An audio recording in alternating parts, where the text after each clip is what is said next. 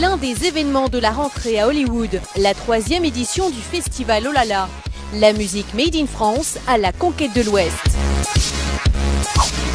3 soirs de suite, 7 artistes francophones se succèdent au El Rey Theatre, l'une des scènes les plus prestigieuses de Los Angeles.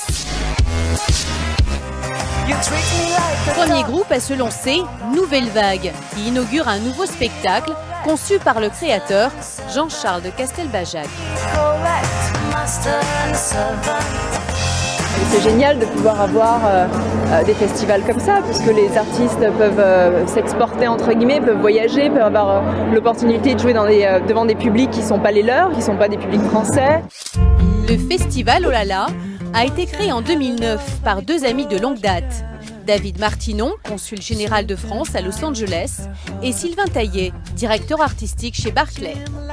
The story is that Sylvain came to me 4 years ago now with this fantastic idea of bringing French talents, French musical talents to Los Angeles. Et depuis, chaque année, le festival est soutenu par l'Institut français, l'association France-Los Angeles Échange, TV5 Monde et surtout 2 sponsors de poids. KCRW, une radio mythique de Los Angeles, et Golden Voice, l'un des plus grands organisateurs de tournées aux États-Unis.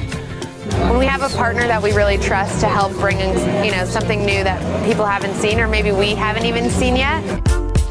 Un festival minutieusement préparé depuis des mois par les agents culturels du consulat de France à Los Angeles. Ça demande beaucoup de travail parce qu'en fait on est un peu le relais de Oh là là ici à Los Angeles et on apporte tout ce que peuvent apporter les services culturels français, c'est-à-dire une expertise, une connaissance des partenaires ici sur place. L'État français a investi depuis le début à travers différents partenaires publics, les services culturels de l'ambassade de Washington, l'Institut français, la SACEM, le Bureau Export de la musique. Développer un artiste français aux États-Unis, c'est un coût qui est extrêmement important. C'est quasiment inaccessible si le talent ou le groupe ne rencontre pas son public immédiatement.